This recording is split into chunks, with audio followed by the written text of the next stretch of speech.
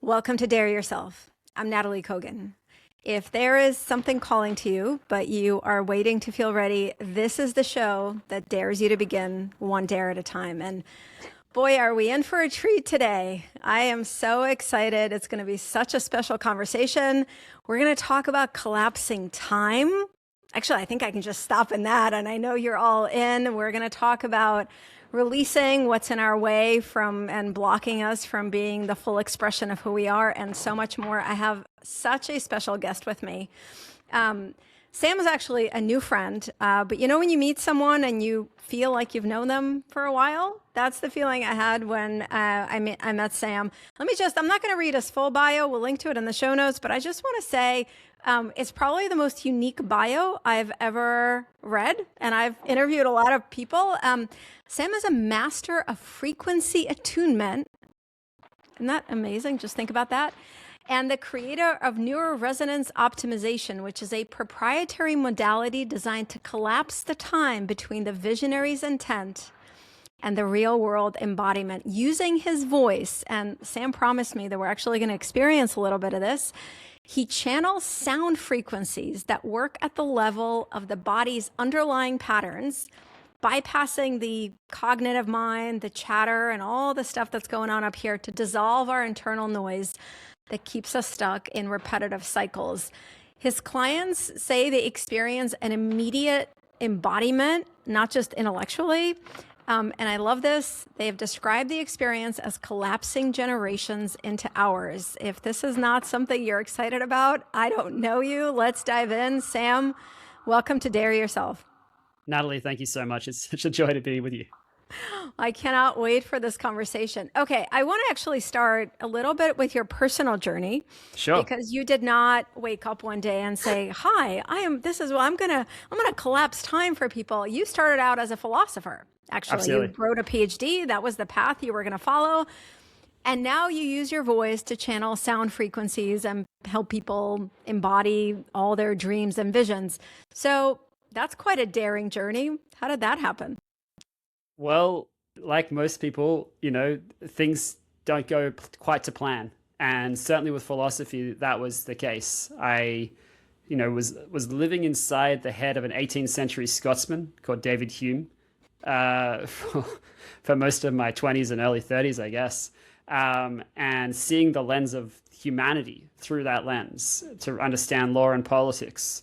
So I had a pretty pessimistic view of humanity, even though I'm a pretty kind of light person by typical, and falling deeper and deeper into the rabbit hole of perfectionism, where I was never satisfied with what I wrote.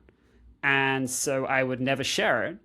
And when I did share it, I would always find that it wasn't right for the people that were assessing it. So what I was experiencing internally got to be experienced externally. I literally remember one chapter was like Goldilocks, where I'd write it one way and they're like, no, that's too complicated. I'd write it another way, like, no, that's too simple. I'd write it another way.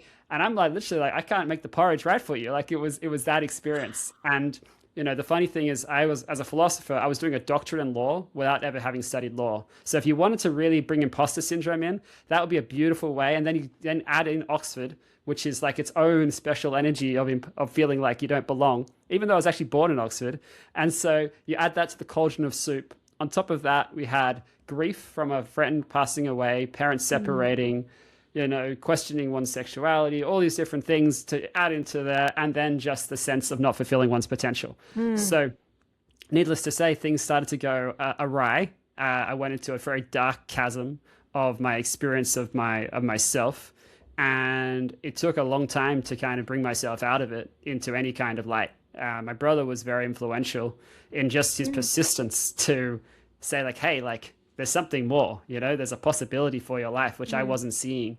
I remember like literally being in London in the flat I was living at the time and stepping out onto the balcony and imagining jumping off, because then I wouldn't have to face all of the shame and the sense of failure of not fulfilling my potential.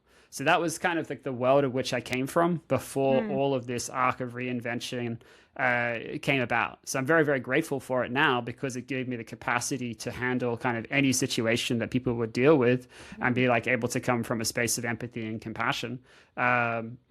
but it was definitely a wild transition from the philosopher to, coaching, energy healing, working, psychedelic journeys, opening up all sorts of different portals, to working with my breath, where I would look so like pretty much like Voldemort from Harry Potter, and it would shift energy from head to toe in people, and then waking up and suddenly I could use my voice in this crazy way. So that's kind of been the transition. Wow. I mean, yeah, that's talk about reinvention. Well, I really love Sam.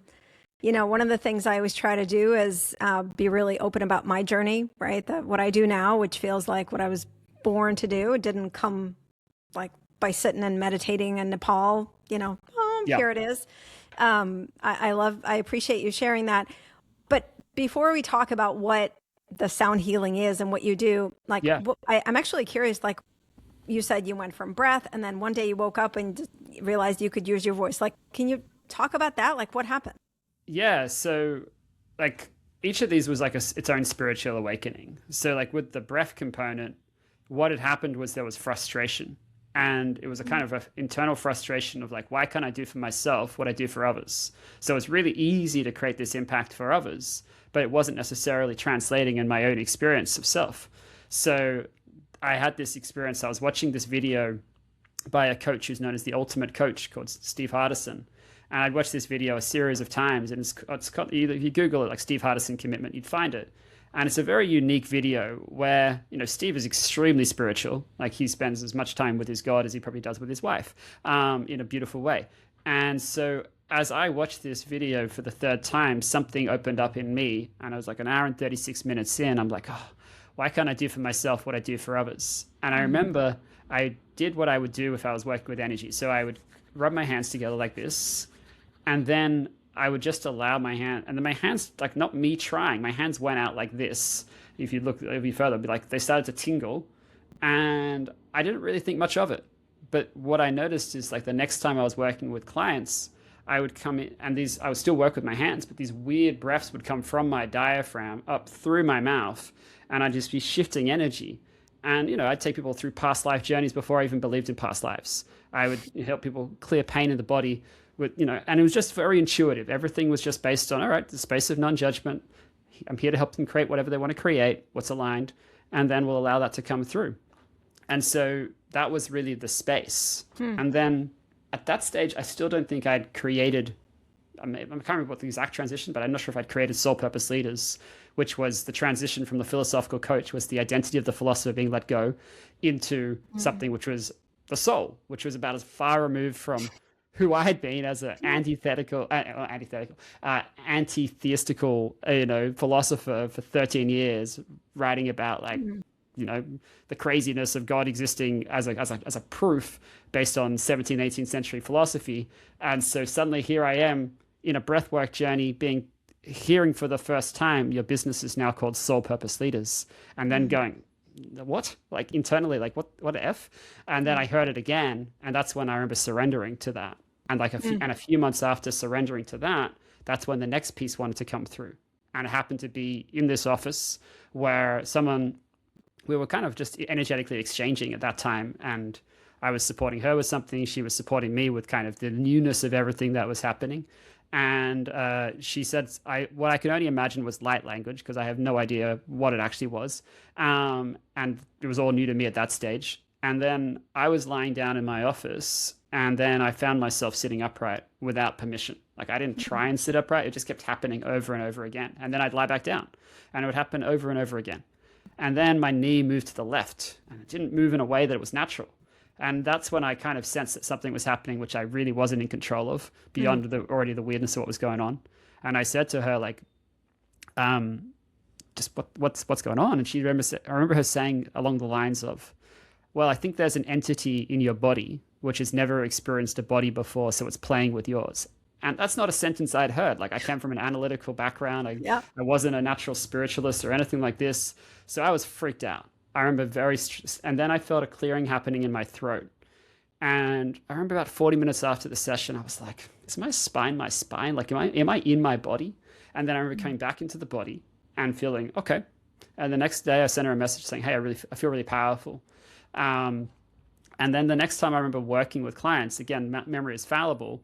These, it would go from breath to sound. So essentially, these bass sounds would come through me, and then it would go to a really high crescendo, like Mariah Carey high. And I was not known for my voice, like maybe in 2019, I'd finally kind of got over some of the stories about not being able to sing and all these things in personal development. And I would step up and I would create songs but no one would have said like, I'm going to pay you for this. Like that would have been insane. But, there'd been some self-expression which had come through, but nothing of this nature. So it was quite an unexpected shift. Wow, it's absolutely fascinating. So I don't know if I shared this with you when we connected. I come from, I think I did. I come from a, very cerebral, intellectual family background, right? My father is a classical physicist. My mother is a classical pianist. I grew up in Russia. I mean, the word religion was illegal. I don't know how to say spirituality in Russian, actually. I have no idea what that word is. And so for so much of my life, I like to say I was like neck up, right? Like spirituality in my mind was like a woo-woo thing that weak people go to, right? So, and when after I had my breakdown when I was around 40, again, it wasn't something that came to me in the same way to you, but I started to kind of open up to this different modality, right? But I remember my analytical brain or my ego just screaming, right? Like, what are you doing? Are you completely like, what are you doing? Right. So, and when I say my ego, my brain, and like, the 77 generations of ancestors, Russian Jews going like, what are you doing? To get a PhD, right? Like by the way, Sam, when I told my parents I was not going to get a PhD or a master's, that was like ooh, she's really like, that's big fail right there. So, because I want to dive in, I actually want you to tell us like what it is you do and what it is collapsing time is. But I just like, did your ego, was it trying to hang on? Because I think, I work with people and I've gone through so many reinventions, and I often find one of the hardest things that the old self is hanging on so tight. Actually, I think of reinvention. People talk about we have to burn down our old self. I don't think so. I think it's just expanding into more of who we are. But it's always hard. Like the old part just wants to hang on. Did you experience that? Was your brain going 100%. Like, no, Sam, no, what? Yeah, like when the frequency started to come through me, I remember having a moment of like, the first question was about integrity, because I'd been trained around this whole idea of integrity and being one's word. And, people had paid me considerable amounts of money to do something which was not with my voice in that way. So I was like, well, can I do that? Like, is that allowed? Like, and so I was in this kind of, stick or twist kind of situation. But then I found the shift was so powerful that I was just like, well, clearly this is coming through for a reason, right? And what I understand now is like, the frequency is just the expansion of the breath, right? Like you could have me in a breathwork journey, and like I was doing this in Necker Island the other day, and without me trying, my voice will just activate. Like it'll just happen. So if you're around the field, like you will hear this booming voice coming through, which is much louder than my normal speaking voice, that's for sure. And it could go for like an hour or two sometimes if it's really open, because there's so much breath which is opened up, and then the physical body is only like, the limit is, the physical body isn't where things stop, right? So one of the things that when I started to expand this energy, I worked with someone, because I said, I want to be able to create transformation at the level of group. Can you help me? And she said, oh yeah, all we need to do is to be able to expand your physical body, beyond to the etheric. And I was like, oh, okay, the etheric body beyond the physical body, I think was what she said. And I didn't know what she meant, but I was like, oh, I trusted her judgment. And so that was what really started to occur, was we went from like the voice sounded like a bit like a boy going through puberty, where there's not a lot of control, but there's the changes happening in the voice, and it was kind of metallic and it was tinny, but it still had this really rapid effect. But then when I remember working with her in person, there was one particular session where something just opened up, and I remember the maturity of the voice that emerged from that space of ease was really, really powerful. And it was also like a learning curve for me, because I started to understand like the philosophy, which has become like the philosophy of my life, which is ease as a catalyst for flow. So wherever there wasn't ease within my body, there wasn't space for something to open up within that central column. If the central column is flowing, everything else just flows with it. So the voice will flow with it, right? So hence, like so many times, like someone's like not feeling seen or heard, and so we're working on something around their throat or their voice, right? But sometimes it's around the stomach the constriction is. So then that's going to constrict the breath. So then as a consequence of that, you open up that part, and then everything else, the resonance changes. Amazing. Beautiful. Okay. So let's dive into it a little bit. Sure. So what does it mean? So you say, you use your voice essentially to channel certain frequencies that work with our body's patterns. And by doing that, we get to dissolve a lot of the stuff that's blocking us. Absolutely. Tell me more about that. Like, do you understand how it happens, or it just happens? I think I have a pretty good understanding of it nowadays because I've had 20 years of kind of looking at the human condition and understanding different components. But do I know what is going on within someone's organ while I am toning and they're telling me this is what's happening? No, because I don't have a direct experience of that. Sure. And so there'll be things where someone's saying like my spine is moving like this and it's fluid, and even though it's usually like a scoliosis. And it's like, oh, okay. And so the first few times when something like that's happening, there's no real awareness. But then for me, because my background was as a researcher, I'm fascinated by gaps. So if I talk to a neuroscientist will say something like, well, I think what's happening is you're shifting the dysresonance into a space of resonance. And then from there, you're transmuting the energy and it's connecting in with this unified field of consciousness.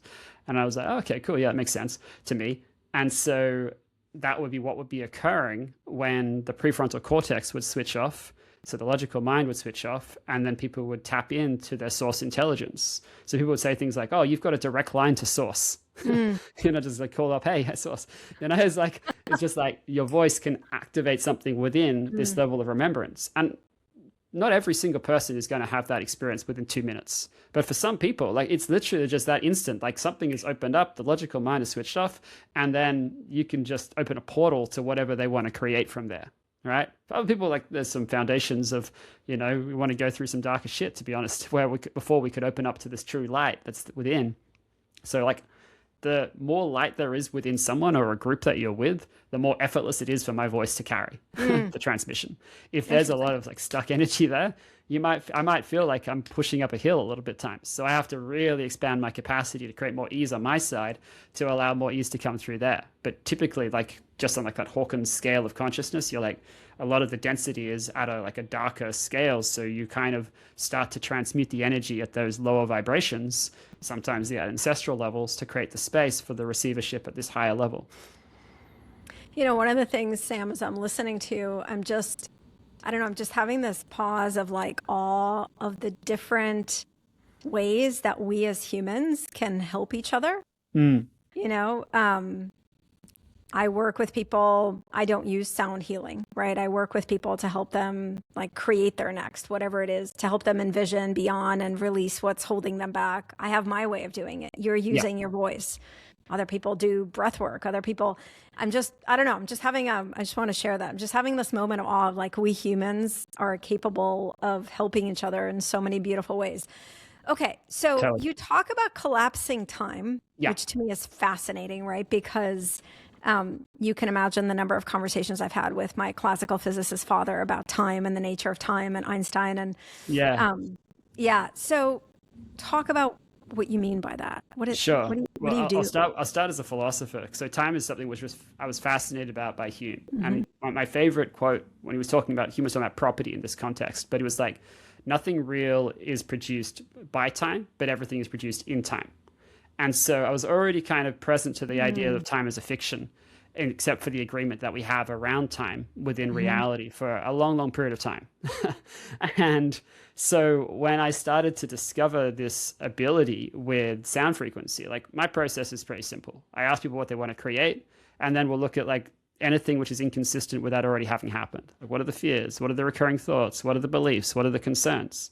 Now imagine that in a space of like an hour and a half, you went through all of the subconscious beliefs that you had around money. And inside of that, you experienced also the ones which were held by not you, but by your family, and then your family's family, and then beyond. And of course, that's also held by you. And so as a consequence, you transmute the energy by experiencing what's there. And then the fears and the subconscious beliefs, they dissolve from that place, and then it allows a space for remembering who you are outside of that realm, right? So we're taking all of these dimensions of time, experiencing them as they are, transmuting them so the energy is being met, like a stacking effect. So instead of compound interest, it's compound light. You go through some tension or darkness, if there is that there, not always is, to create more light. And then it stacks and stacks and stacks. It's like something wants to explode. And so what often happens is like this ceiling that someone has created for their life just flies off, right? So like, I can't think of how many times it's been that someone's come in and go, I want to create X, and then X is being 10 times or 100 times over what they thought was possible for them, because the mental mind had an idea of what was possible, and then something else wanted to emerge from that space, which was way bigger than the conception of self that they had before we started, right? Like a really simple example was a guy where, he paid me a few £1,000s, I think at the time, for a session, but yet what he wanted to create was $4.50 across 2 years, because that's what he wrote to me in a Facebook Messenger message. And I was like, well, is that what was the number meant to be? And he said it was 4.5 million Canadian. I was like, okay. So let's look at the subconscious beliefs about money when we start the session. And the number one subconscious belief was money is poverty. So we had to experience, because there was real good reasons for that. He'd experienced poverty, ancestrally experienced poverty. His ancestors like, it was just so many different levels of what that would look like. So to move through all of that energy, within an hour, money became wealth. Now, that's not an exciting idea in itself. Like, wow, money is wealth. Okay, cool. But what mattered is what it meant for his system. His energetic system was woken up to something which was way bigger than any conception of money as, based on the identity of money as poverty. So from that space, suddenly he could see $100 million vision. Now, would it take something to continue to operate and fulfill that over time? Absolutely. But it was something had woken up beyond any of his own existing intelligence or the mind's operations of what wanted to come through, which if he were to continue on that pathway would allow him to continue to see ways on which to operate, as long as it's aligned with his soul, to create. So that's really part of what this is around the collapsing of timelines, right? So the part of it is experiencing everything that's there to allow a space of remembrance to come through. The other component is about, well, we know there is no there, but yet we live as human beings as if there is. We can always, no matter how spiritual you are, you can always get caught up, myself included. You still like, I'm going to get there, or when I get there, or there is no there. Sesame Street told us this many, many, decades ago, and yet we still haven't probably paid attention fully to what that beautiful lesson was. And whether we will embody that, I don't know. But the point is, if we know there is no there, and there is only now, then what we want to do is embody all of time in this moment and create from it already having happened. So this is where we really manifest, if you want to call it a manifestation, something happening like that. So people for instance, have a fear of money, and then an hour later they're telling me they're getting a call from the team and a $20 million investment's come through, and they have to see whether it's aligned, right? Those sorts of shifts can happen because something is shifted in the quantum field, and as a consequence of that, something is reorganized to create an opportunity, because their internal system is no longer pinging in a way which is consistent with a reality, which is where I'm afraid of something. So if I'm not afraid of it, okay, we can now allow it to attract it into the field, and then as a consequence, that's already happened. So what I'm inviting people to do is to experience the future having already happened, embody that in the now, and then see what the intelligence of the body wants to show us, right? Fascinating. So a couple of threads I want to pull on from that. Do you find that we have, because you work with a lot of people, do you find that our fears and stuff that's holding us back are fairly common? Yeah, there are a lot of common fears, for sure. So among millionaires, the fear of losing it all is super common. I've worked with people who've created billion-dollar companies and lost the billion-dollar company. So that's pretty. And so what's interesting about that one is that that's a situation where you think, they created a billion-dollar company, there's not going to be any scarcity left in the body. But in fact, the scarcity was tied to when they were a child and beyond, because of the relationship they had. So they'd hustled and worked really freaking hard to be able to create a billion-dollar company. And yet, even with that, the system had still taken it all away. A situation had created itself based on the existing, identity which was there for that to occur, right? And to attract the kind of people where that would occur.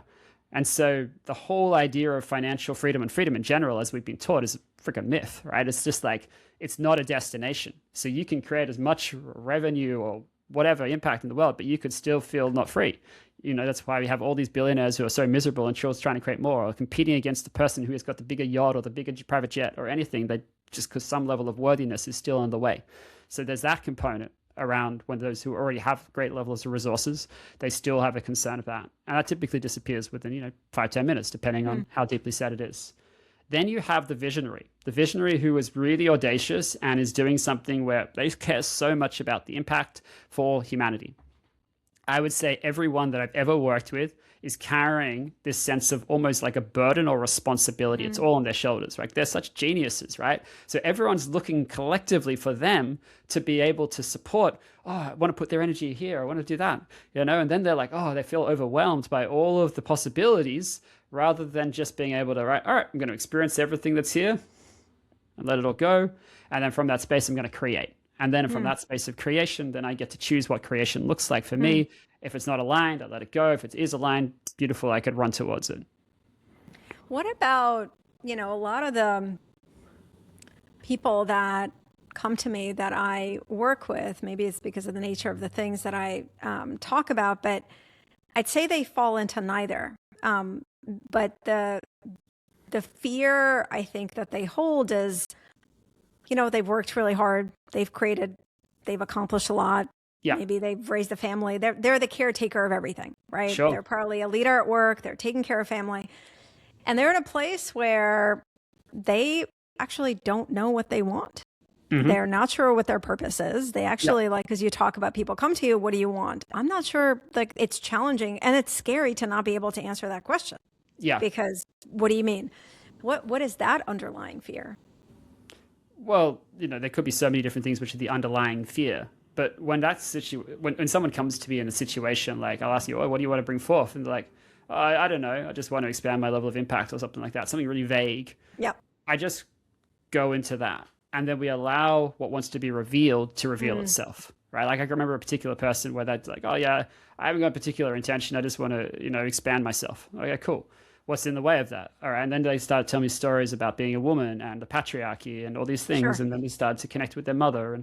And then like, I remember going through an experience with them, and I'd worked with them before, but with this particular one where they then met the patriarchy in different energies in that form. Then all these different like ancestral beings came in, like famous, politicians and athletes and other celebrities, and started to come in like as a support system behind them. And then they experienced like an energy of like an Elon Musk coming in. But initially Musk's energy was like up here and they were down here. And then as the voice would work through, the cellular system was recalibrating, they would experience going up and Musk would come down. And then it created equilibrium. And it was basically what it was a metaphor for they're at a place where they can embody, they could work with someone of that level of energy. They could meet them where they're at and they could harmonize with them. They could create coherence within them. So they came in with something as vague as you could ever possibly imagine. And because of the brilliance of them, something wanted to reveal itself. So that's sometimes how it looks. Other times people come in, they don't have like a clear soul purpose or anything, but something just wakes up within them. And something from there is like, I remember like one person in Mexico was leading a group activation at an event. And suddenly, from what we were moving through, they get this message about creating a world of trauma-free children, right? So then we start to just play with that and allow what wants to emerge from that space to come through. That wasn't their focus when they came to the event. Sure. They had something else, probably whatever their normal business stuff was that they were doing. But suddenly something deeper had emerged, which was, pulling them in that direction. And then, now my understanding is that they're gone in that direction, right? So I don't think you have to know what it is. Like I certainly didn't know that I was going to do something like I do. I just got to a place of trust and surrender. Like the more I surrendered, the more things would reveal themselves rather than meaning to figure it out. The whole point of this is to bypass the mind, which is where it has all the questions of what am I meant to do? What's my purpose? How am I meant to get here? All of these things which keep us in a particular place, which are inconsistent with, the brilliance that we are. So it's really just about, okay, I'm just going to allow my body to experience all the things. Whereas the question of, I don't know what I'm meant to do, where does that lie within the body? where's the source of that, right? Like, where did that actually truly come from? Because it's not about right now. It's got absolutely nothing to do with it. Like, to give you an example, which is a little bit off center, when I was, at Necker Island, one of the first people I met was dressed in tennis whites, and turned out she played tennis professionally at some point in time. And she's having some sort of knee injury. And I suggested to her, look, just so you know, that knee injury has very little to do with right now, So what's the emotion that lies behind that? Like, how, and what are you feeling about that? How old does that feel, and energetically? And she was like, whoa, like she'd never even considered the possibility that there would be something which wasn't just about the thing itself. But we live so often as if it's the thing itself, which is the problem, or the source of it, or any of it. But that's about as far away from the truth as it possibly is. Yeah, well, I have to tell you, when you were talking about, and that's a great way to articulate that. When you were talking about, letting go of what the mind says we're supposed to do and surrender. I mean, I'm sure you work with a lot of people who lived like me in a different way for most of their life. I mean, that might be the scariest thing. I remember it now. I'm not going to tell you I have no fear around it, but I've mostly embraced it. But I remember the first time when I was studying with someone in my early 40s, after I'd gone through what felt like just a breakdown of being. And I remember her saying something about surrender, and it was literally the scariest thing I've ever heard, right? Because the way that we are taught is, we must figure it out. We have to do all the things. There's nothing beyond what we know. So I think I think often for the very people that you and I are talking about who are actually seeking, they know they want to expand in whatever way, where it's income, impact, whatever, art, creativity. It's also the scariest thing in the world is to surrender and recognize that maybe the ideas that are up in the frontal cortex are not all of it. I know that has been for me. And again, I don't claim to be fully there, because I still hear that sometimes. I hear my father's and my mother's voice on my shoulders going, what? But I think I remember, I don't know if you ever read this, but I remember reading in one of the Ram Dass books that actually my publisher, It Sounds True, had published. And it's a book they sent to me, Polishing the Mirror, when they suggested I come and publish my books with them. But I remember it was a line or a paragraph of, one of the things I love about Ram Dass is he just explained things in very colloquial terms, right? And I remember him saying, he's like, well, just imagine you're tuning into a different channel on your television, right? So up until now, you've watched 3 channels. You just get 3 more channels, right? Yeah. Just realize that you are more than 3 channels. Your TV probably has unlimited channels. So I think it's, for me, and I just wanted to share that with whoever is listening, with our listeners, it gave me permission to consider something that at the time was very foreign, because I know, that a lot of people listening, what you're saying is they're all in. And for some, the skeptic stuff is going off. For the sure. skeptic, the old beliefs are going, what is he talking about? 100%. And I have so much compassion for that person or those people, because that was me. It's pretty hard to truly conceive of how different a human being I was, right? Like, my dream, and the word dream doesn't even make sense now, but my dream was to have half as good a career as my academic father. My dad is a world-renowned political philosopher, political theorist, and I'm like, well, I'm never going to be as smart as my dad. I'm never going to be as successful as my dad. So the best I could hope for is to be a professor and have half as good a career. That was my dream, right? Wow. It sounds absurd now. Wow. Whereas now it's not as the game for me is one of the things I saw in a psychedelic journey recently, and you can interpret these journeys however you want, right? It could empower you, it can disempower, whatever. But for me, what the message I got was, if you surrender, Sam, you can bring coherence to all of humanity now, right? And it wasn't like a through line, which I never heard before. Like back in 2022, when I experienced my first psychedelic journey, the message I got was, you're here to heal all the bullshit in the world, which was what had me go, oh, maybe I'm a healer. And then from there, I saw different people in my awareness state, from the Prime Minister of England to leaders who I'd worked with, to organizations who I thought their integrity was kind of out of whack, to a business coach, energy healer, who I'd wanted to do energy healing with a year before, but my partner probably was like, probably stay away from that. And so I went to the business side of things, which was terrible, really not aligned at all. But that's where my soul chose to go at that time. And like a week later, I got an email from him saying, or his team, like, the world's going to need healers. And so it invited me in for free to this certification. And suddenly that's what I went into, right? And I went into a space of surrendering to this thing, discovering on the second day I could channel, and then literally in reality telling him, like, I saw you in my journey. Like, I did some of your business programs. I didn't really like them. You're a great healer. Why don't you focus on that? And to my surprise, and at this moment in time, like my energy field of hands is like out to here. My body, underneath my feet, there's a foot of energy underneath my feet, and my whole leg is just pure energy. And I've never experienced in this life, at least, anything like this in my life. I didn't experience this in the pyramids of Egypt. It was insane.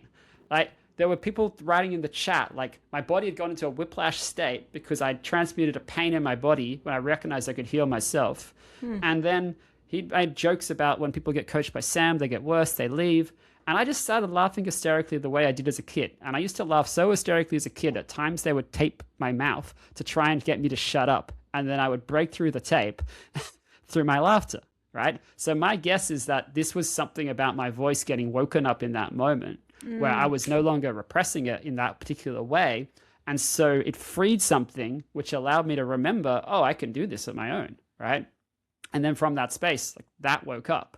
So these are these different stages of like, oh, you can surrender. So when it comes like you can surrender, if you surrender, you can bring coherence to all of humanity. I'm like, well, that's kind of the game. Like, I'm not attached to it. It's not like I'm on my own. It's not like I have to impact 8 billion people individually in order to have been successful in life. But it's like, if I'm coming from the game of like, what does it look like to fulfill my greatest potential just for the fun of it, because I get a lot of joy from it, then what would that be? And so that's how I kind of think about it now. It's like, okay, so something shifted along the way from half as good a career as my dad, which would, still be pretty cool, like professor, if that was a game, to, well, is it possible to impact all of humanity, right? Like, and again, like, not attached to the outcome. It's just a possibility to stand in from like, who are we really? Like, what's the level of impact that we could truly create if we were playing the ultimate expression of who we are? Like, I've had crazy people, like people like who've worked with presidents and Oprah and Obama, and they've said things like, doing a reading on me, and they said, Sam, I need to meet you. I'm seeing your greater works, and I will wait. And then, 5 days after this last psychedelic journey in December, she showed up in my journey, and then it turns out she has vertigo in reality. So I have a call with her in LA, never seen her, and she's, on the actual call before, I talked to her and I said, hey, do you want me to help you with that? And so then the next morning I'm doing a session for her to clear her vertigo, which has been there for 5 months. And by the end, she's like, well, I'm going to do some dance moves today. Like, it's just like, I'm not promising to clear vertigo, but it's just like, she was like moving through. And I remember her saying things like, I'm seeing you on top of Ayers Rock. I'm like, well, you can't climb that anymore. That's a sacred space. So, well, that's all right. Just teleport there. Then it was things like, okay, like, you're connecting in with your heritage, which is Australian Aboriginal. I was like, okay, interesting. Cool. And then she was saying, like, you will be a priest potentially, not like a religious one in the future. I'm like, right. Like, just like, that's not who I thought I was. But okay, I surrender to all of it. I surrender to all of the craziness of it. So I can get the skeptic, and I can also get the entirely different perspective now. Well, I think that's what makes you so impactful, powerful, because you get the skeptic, right?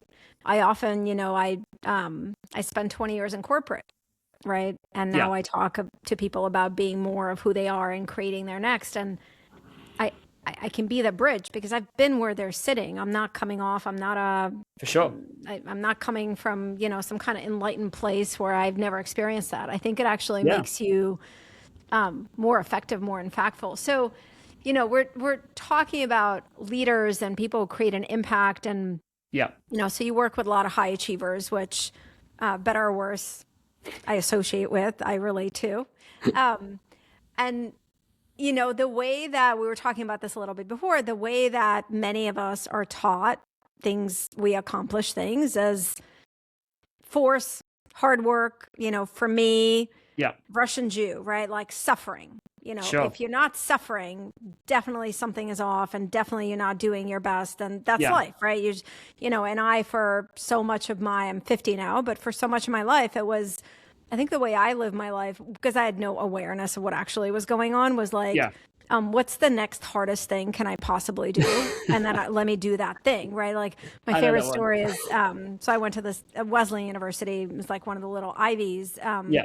And why did I go to Wesleyan? Well, I like to tell the story. It's a great school. Obviously, it's really well known. It's wonderful. But that's not why I went there. I got admitted into a couple other great schools that I could have gone to. And yeah, I needed money, but they all gave me the kind of money, the same amount. I went to Wesleyan for one reason. Our tour guide, you'll love this. Our tour guide, they were giving a tour. I asked her what major she had, and she goes, well, I'm in this major. It's called the CSS, the College of Social Studies. And I was like, oh, that sounds weird. What is that? And she's like, well, it came out of the UK. I think Cambridge has it, Harvard has it, Wesleyan has it, and Yeah. it's like a separate college. It's blah, blah, blah. And she's like, it's basically a triple major of government, philosophy, and history and economics. It's like the hardest major on campus. Boom. She had me right there, Sam. The hardest major on campus and the hardest major at these other famous places. Yeah. That was going to be my major. And I majored in CSS. And guess what? I graduated first at my university and like in that impossible major, right? Like, so I live my life in that way, like do the hard thing. Yeah. Somehow, not surprisingly, doing the hard things did not bring me satisfaction. I never felt safe. It took me a long time after I had a breakdown to figure out that's actually what I was trying to feel, is safe with enough money, with enough. So there is a different way to create impact and to achieve things. And it's actually something that you help people release, this kind of way to dissolve, actually, this like way of being. And do it more, as you say, in a state of flow. Can you talk about that? Maybe even starting with, we all have different ideas of what a state of flow is. What do you mean by a state of flow, and how is it possible to shift? Yeah, like the flow science movement has been a lot about action first. So you would act to get into flow. And certainly that's how I used to do it when I would write. Oh, get momentum, get into flow, or do exercise, get into flow state, and then you fly from that state, right? Like time flies from the state of flow and all this sort of things. Beautiful. That's one way to flow, right? Nothing wrong with that. But like anything, the same way that confidence is not based on taking more action to create confidence, like I'll speak more to create more confidence about speaking. Great. That's one way to speak.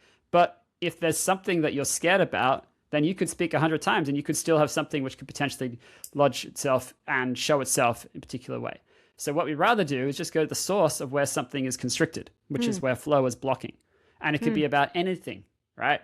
So it could be like you're going to the source of the first time you got embarrassed when you were, speaking in public. And then it's like, all right, I'm going to experience where that was in my body. And then I'm going to notice what are the emotions that are there around that. And I'm going to see if we can identify maybe how old this energy is as well. And we're just really creating more and more deeper states of awareness, right? The more we can kind of get introspective about what's going on without having to go into any sort of story about it, we're just creating awareness, the different levels of somatic awareness. And then from there, just inviting them to experience it. So for me, what it looks like is I'm then going to start to channel through the frequencies which I believe match on to their experience. So there are certain patterns that you can see. So for instance, if someone says that this part of them is really young, in the womb, 2 or 3 years old, 5, 6, whatever, typically what's going to be wanting for that system is a softer tone because it creates safety. Now, that sound of safety also matches on to emotions like sadness and grief, typically as well, because these are the parts of us which haven't been met. So what they're requiring is something which is softer to meet the more vulnerable, raw components which haven't been integrated into our current version of self.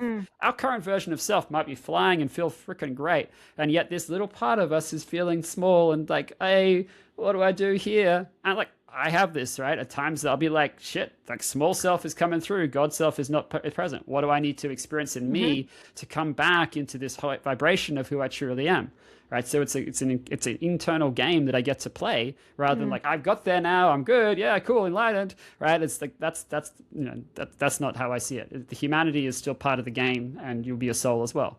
But That's what's happening. We're just going into that state. We're experiencing what's there. We're experiencing if there's any tension or constriction or heaviness or density. And the more it's experienced, the more it creates space. So what that can look like is, let's say there's tension in the jaw because that's what's being held onto. Suddenly that jaw is just relaxed. And like, I remember once where a guy, he literally was just like this on the chair. His jaw is like that. He's just, I'm just like, and then from that place, it just like a level of abundance just flowed through because all these different beliefs and identities just dissolved from that space because he got into a deep state of surrender. So everything else just kind of recalibrated from that place, right? Sometimes flow could be, okay, the energy is stuck in the hip. So as a consequence, you've had a pain in the hip for 30 years. So what we want to do there is we want to experience that. Okay, well, there might be some emotions which are tied to that. So we want to look at the emotion. Maybe there's a recurring thought. And then when you think about that thought, you actually feel it in the hip. Or it could be there's a fear. And when you think about that fear, you feel it in the hip. Whatever it is, it could be a multiplicity of all these things. All we're doing, again, we're experiencing it as it is, and we're creating space. One of the things I learned before I did anything in the kind of somatic realm is that if you experience your experience, it creates the space for transmutation. Right? So because the energy doesn't die, so all it can do is transmute. Yeah. But if we resist the energy, as we know, the energy will find ways to reinforce itself because essentially the energy of our cells are just like us. They want to be seen, heard, and acknowledged. If they're not, hello, you're not paying attention. Come on. This is what I'm going to show you. Okay, you're in a pain in the eye today because you are not seeing something in who you are, your beauty about who you are. Okay. Can't hear because there's something internally around that piece. Whatever it is, there's something as an internal expression which is wanting to show itself, which if we were looking in the mirror of who we are, we're going to get to see something, right? So the flow is just the internal opening and expansion where the body opens itself to something beyond the mental constriction that's there in that moment. And from that place, ease becomes this catalyst for flow. That's beautiful. Do we always experience it in the body in some way? Well, there are people who are experiencing it in the auric body, right? So it's not like it always has to be in the physical body. It could be that there's a field in front and it could feel like there's a wall in front. I've seen where like literally the wall had to dissolve before they could get into the body because they've got a wall up. It's fascinating, Sam, not to make this all about me, but let's make this about me. Well, part of what I like to do is I like to share with my community also like what I'm experiencing, right? Because as you're talking, I'm like, well, and I've done quite a bit of work in different modalities to clear some of the stuff. And some of my stuff is really obvious. I mean, I'm a Russian Jew who is a refugee. So, you can imagine some of the stuff there. Yeah. But as you're talking, I'm like, well, I don't have any chronic pain and I don't really experience in my body. But when you said, I just want to share with you and the listener, when you just said a wall, I never actually thought about it this way because in some ways I'm a very daring person. But when you just said that, I had this moment of, it's not that I saw it, but I felt that when I share something, whether it's, I don't feel this when I'm on stage, interestingly. So that's interesting. But when I put out a piece of content or something that I feel like there is a something that I have to go through or something that is keeping, like there's me over here and whoever receiving it, I don't know if they're there. So I never thought about it that way. I think that's actually a powerful, I think that's actually a powerful reminder, not just to me, but all of us that we could be experiencing it outside of the physical body, right? So actually, The physical body is just one layer of us, right? It's the part that we sense that is who we are. But obviously, like we're very clear, like there are many different layers. Like the people will talk about like your health aura, and the illness doesn't lie first of all in the physical body. It has to penetrate through all these different layers, like the health aura. And if it does, because there's like stresses and whatever, then it can come into the physical body. But it has to go through all these different layers, like the auric field, right? The auric field can stretch for cities for some people, like Yogananda. They talk about the auric field being stretching for that level, right? People have told me like, oh, your aura stretches for kilometers, and that could be a good thing because it means that you're opening expanding the field for all these people. Or if it could go the opposite way and you're bringing in the energy of all these people, and you've got to make sure that you keep your field clean, so you're purifying it from forces which are not aligned with what you're wanting to do. No, that's a powerful way to think about it. Okay. Well, I asked you this, we chatted about this beforehand. So I would Yeah, love to, so I have your permission, but I would love if we could experience a little bit of what you're sure. talking about.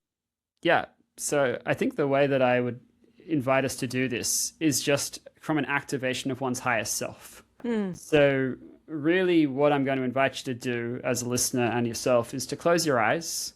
Hmm. And I want you just to connect in with the embodiment of this higher self already being here.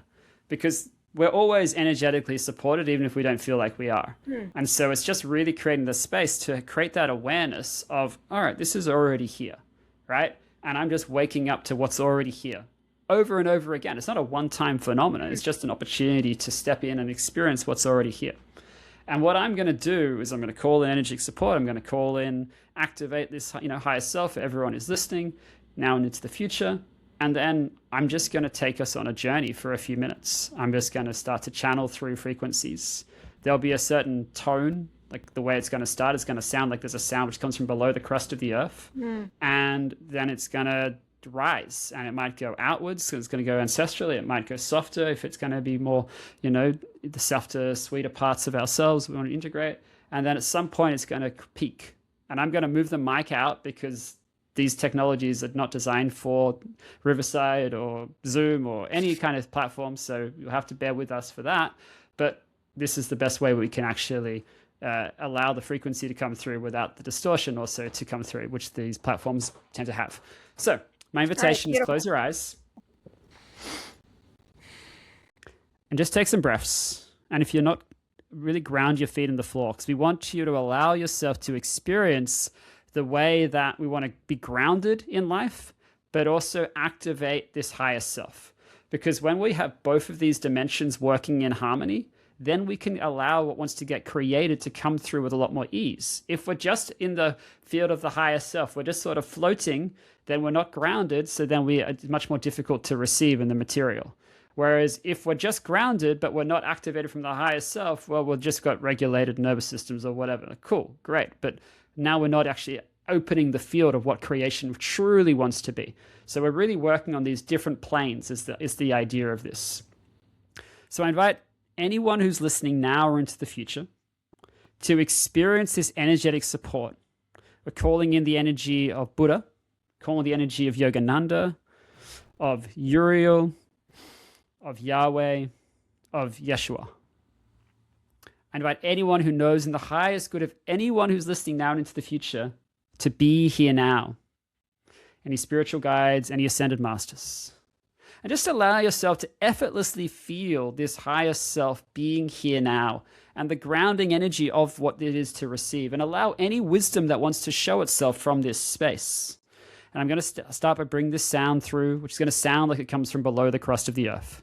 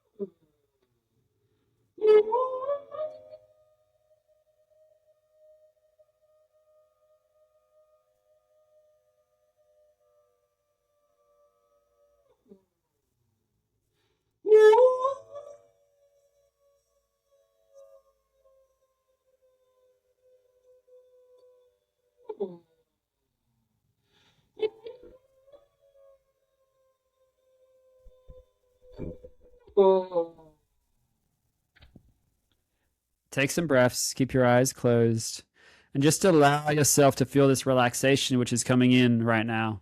Allow yourself to feel this ease which is just moving through you from this space. And what allow yourself to do now is just to experience the embodiment of all of this, to experience what wants to show itself from this space, really allowing this to wake up this deeper level of cellular intelligence in this moment. And experience the effortless ease from which you get to live life from this space.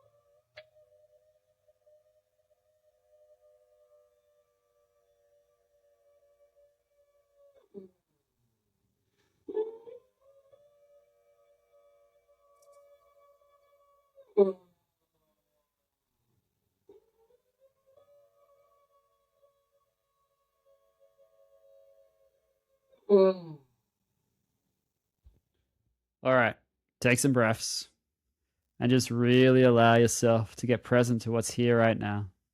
And when you're ready, you can open your eyes and just connect in with what's around.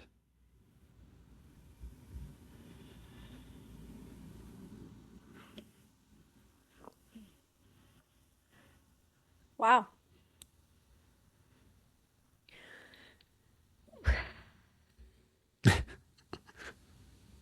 I forgot I was in my art studio. That's great. Which is, if you could hear the amount of, I'm on the second floor and it's a pretty busy street outside. So the amount of street noise is it's a 4 lane, it's a big street. So for me Yeah. to forget that I was here, I don't usually forget that I'm here because the street noise is here. So, um, yeah, I just want to share again with you and in Please. all fairness. So I saw an image which my analytical mind now that I'm saying is like, did you make the image? But I saw the image of I was on a hill Mm-hmm. and whoever it is, maybe whoever you called in, maybe it's Mm. Yogananda, I don't know. Somebody wearing white, it was a man, Indian man. I had Mm. the image of him taking a door and Mm. removing a door, a white door, from in front of me. I guess it was in front of me because I just saw the door being moved. And then I just saw like a lot of people, which is really interesting. And I was on a hill, which is very interesting. I love that. Yeah. Oh, I mean, can so we get fun. more literal? Yeah.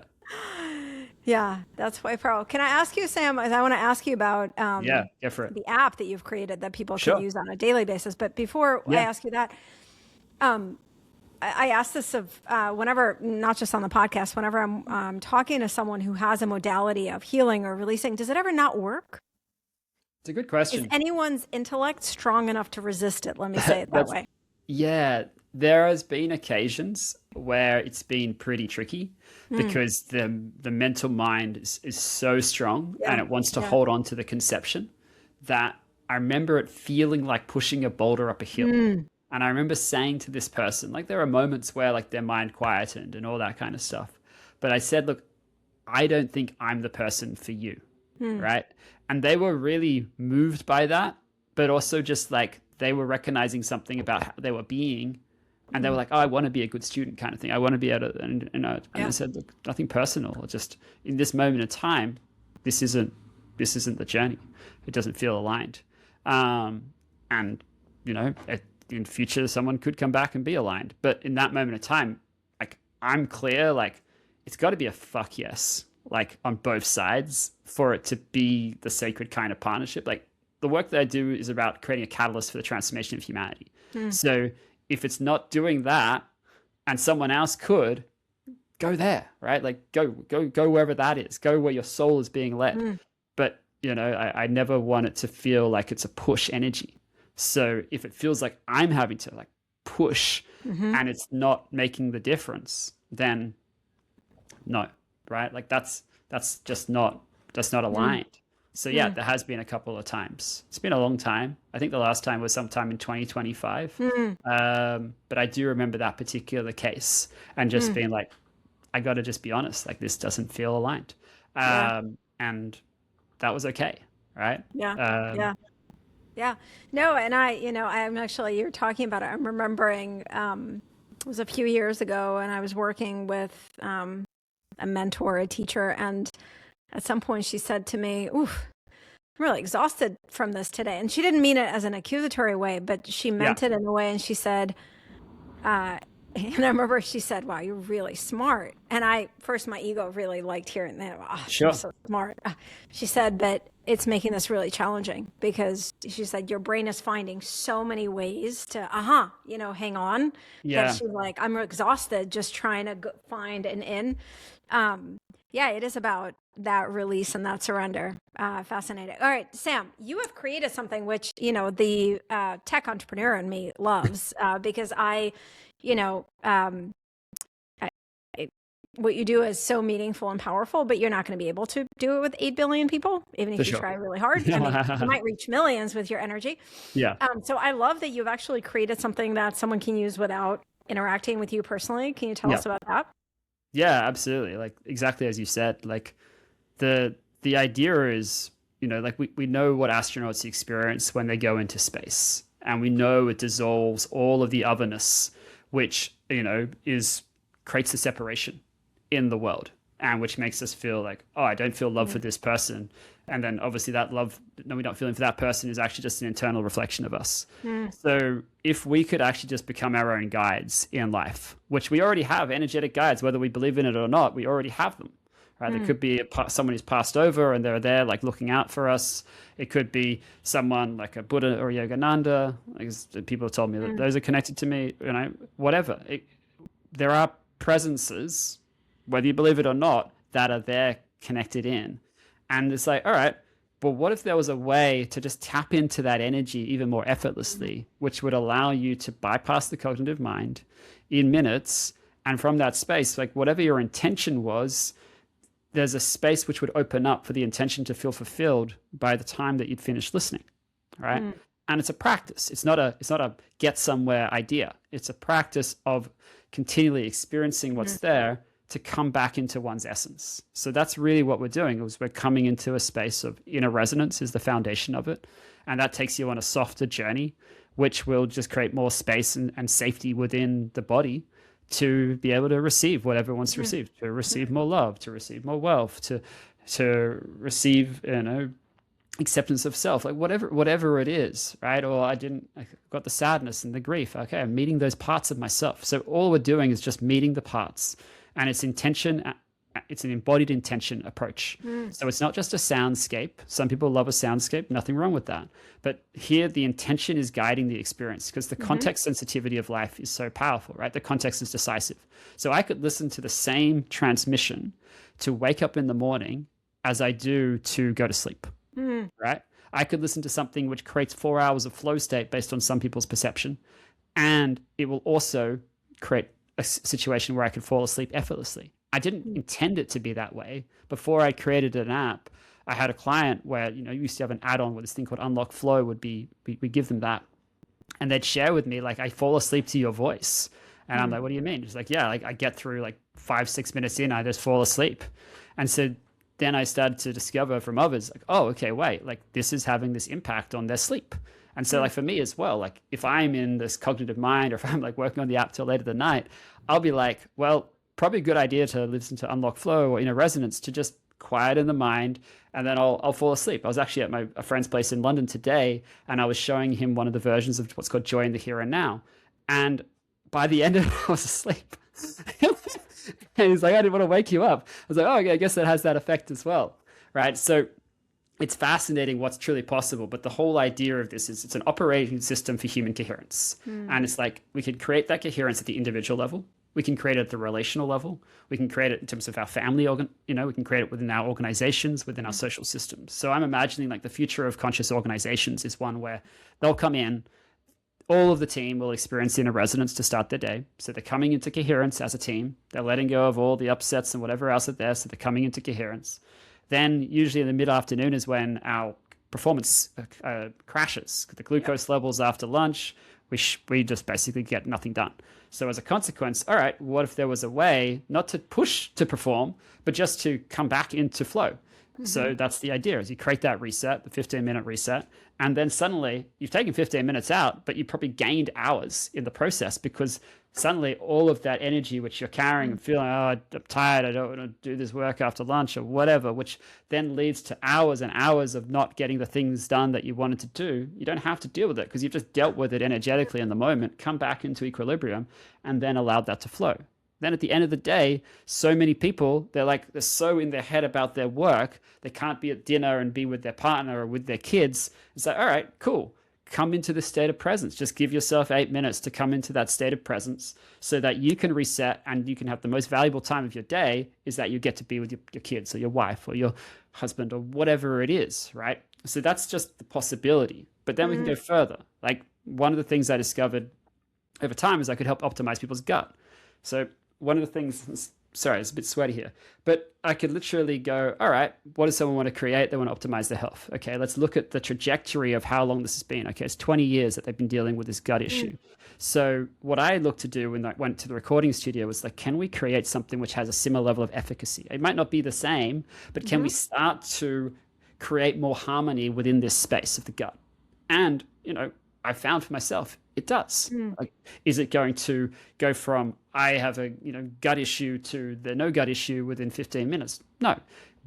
What's possible over time? What's possible in terms of that reawakening to just being in harmony with these parts of the body? And it's not limited to the gut, but it's one of the areas where there's an intelligence system that wants to be woken up. And so we're just paying attention to that and just really bring that space of harmony, right?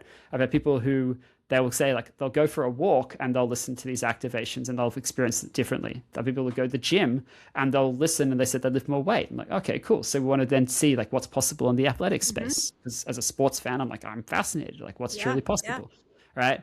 And then you have like the craziest one was before I'd created an app, a woman from Australia, she was listening to it on the plane home and she sent me a message and said, basically like I've changed my name. Like I released so much grief in the last 15 minutes and you know she'd almost lost her life. I don't know, over 30 surgeries over 3 years, and it just released something. And she said like my name is Lotus now. And so from that space, I was just like, whoa. And then I remember sending another message said, Notre Dame is resurrected, and apparently so am I. And I was like, holy fuck! Like that's beyond any comprehension that I would have. And just people look at the website, they'll see all these different impressions that people have of like what's happened in the 15 minutes of listening to Unlock Flow, and I've only captured a few of them. But it would just be like, oh, I'm feeling like this. 12th chakra has opened up. Oh, I'm like this spiritual download is happening. Oh, I feel like I'm connected to the universe and something bigger than myself. And I'm just like, okay, cool. Like there is so many different possible journeys. And the beautiful thing is you could experience the same transmission 500 times and have a different experience in a subtle way each time. I still wake up to different versions of myself around this. What will happen for me is I don't go into the deeper states at this stage as others do, maybe because of the creator, maybe something internally for me to look at, whatever. But the point is, I remember this time early this year where I started to feel like as I'd be on the chair and I'd close my eyes, my legs would part like the Red Sea and I'd start to slide down the chair. Like I have to keep bringing myself back onto the chair because I'd be creating such a space of relaxation and peace in my body that I just like, okay, well, I'm only on the ground now listening otherwise. So it's really crazy what's truly possible the more we open up ourselves to this practice rather than seeing it as like, I need to get here, right? So that's really what this is, right? And then... It's first of all, I love, and I just want to like highlight this because you've said it a couple of times. There's no there's no destination. This is a practice. I think it's such an important thing for any modality, right? Whether it's sound or yoga or running or whatever it is, right? Like we do live in a world that tells us there's a there, and we have to get the there, and we all have a there. So to look at this as just a continual way that we get to release things and become more of who we already are is beautiful. Is this out in the world, Sam? Can people use it? Fantastic. Yeah, absolutely. It's a web-based app for now. We'll create a mobile version in the future, but it's beautiful. So everybody will make sure that it's linked in the notes for this episode and in the email, of course, that we send it out. I have to check it out. I actually haven't. But I think this idea, Sam, that's been like this through line, right, in this conversation, that I think I want to end on is that we haven't said explicitly, or you may have, but is this idea that we don't have to become someone. We almost have to unbecome all these different things we've picked up that, so many people, and me too, I'm not immune to this. Like I have to become better. I have to become this. We are, and that idea is so antithetical to everything we're taught, right? Yeah. But actually that we are this magnificent being, and mostly we just have to peel away the stuff that makes us feel like we're not. And that's actually how we create the impact we want to have, not by trying to become someone. So maybe you can just talk about that a little bit as a way to end this beautiful conversation, because I think that I'm willing to bet at least most people that I interact with, that idea is very foreign. It's literally the opposite of what we grow up believing. Yeah, I think I had the same sort of, way of being brought up, not from my parents necessarily, just like conditioning of society. Yep, so the unbecoming wasn't really becoming to me, so to say. So like, I think you're right. Like, I think it is a process of unbecoming. And that's kind of the surrendering of all the different identities that we've tied to ourselves consciously or unconsciously, which are shaping the reality from which we see, or the lens through which we see life. And just continually to just be in the space of inquiry. Like it's not just like, oh, like today, for instance, I was feeling frustration about something and I allowed myself to go into my body and to discover like, at one point I saw something about being tricked, and I'm like, wait a second, I don't feel that energy is tied to this life. And as I was talking to this person, it was like, yeah, like it feels ancestral. So then I was going into wherever that was, rather than being like, oh, like it's about this thing. It's like, no, I'm just gonna be with that. So that was the process of unbecoming from the story of that idea of why the frustration was there, or any of these other things, or and just noticing. And when you add this resonance to it, it just makes the noticing a lot easier for most people, because it just allows them to get out of the mind. And then it's like one woman described me as a spiritual plumber. It's like you take all the gunk Love that. and you just like, it's just like, it just moves, right? And it's like, I know part of the idea was like, oh, we're running out of time for humanity. So you just like, you need to like pull this through with such like force, almost seemingly, but with ease at the same time, to be able to like create this shift, right? Now, whatever the truth of that is it would definitely make me laugh. Yeah, I love spiritual Drano. That's what we call the thing that blogs that, that's, I don't know if you want that as your brand, but I like I the don't think vision of spiritual that. Drano was quite the line that I will go with in the future, but Probably not. Probably it's good to stay not with take soul oneself food. too seriously. It's good to just come to a space of play. And I never desired to be a plumber, but nor did I ever desire to be a spiritualist until Yeah, no, all the things I know. combine in whatever way they want to. Yeah, I think as you're talking, what I'm thinking about is, so when you talk about the stories we create, I think so much of our intellectual existence is explaining, right? It's, Yeah, to your point, like something is frustrating me or something's straight. I got to explain. The brain wants to explain. How does it yeah, explain? How does it make yeah, sense? It makes a yeah, story, right? And shifting into just awareness. And as you said, curiosity, inquiry, and awareness. And I think I actually love that, because I think it gives access to this for people, including me a few years ago, who some of the broader concepts, or maybe even spirituality, feels like very connecting to source. But this idea yeah. of shifting from creating a story about everything and explaining everything, which is the intellectual pursuit, to just noticing and being curious and being with it, right? Which is, again, wish we taught that earlier on. I'm sure some schools do. Definitely not my education or my daughter's, or yeah, yeah. For I think sure. that's yeah. I think Yeah. that's really the essence of it. And as you said, the resonance makes it more accessible to us because it helps us to get out of the loop. Um, but yeah. Well, Sam, I could talk to you for another several hours. For sure. Fortunately, everybody, I get to talk to Sam next week, because I'm actually going to do this session and experience with Sam. I'll report back. But Sam, I'm so deeply grateful. I'm grateful, first of all, that we met. I'm really grateful. I'm grateful for you. I'm just grateful for you being and becoming and unbecoming in all the beautiful ways. And deeply grateful for you taking the time and sharing your gifts and your, and I mean gifts both in your sound resonance and everything you've shared, and doing it in such a, you said the word playful at the end, like a very, very warm, playful way. I'm really grateful for that. I think sometimes when I began kind of my, being open to this modality of life, I found some of it really intimidating and almost kind of like, if I didn't get it, I didn't get it, and Yeah, it's like another thing to get. So I for really sure. appreciate just the warmth and the compassion and the understanding and the playfulness that you have. So thank you so much. We will link to Sam's website and the web app that in the show notes and in the email that we send. I really encourage you all to dive down the rabbit hole of Sam's work.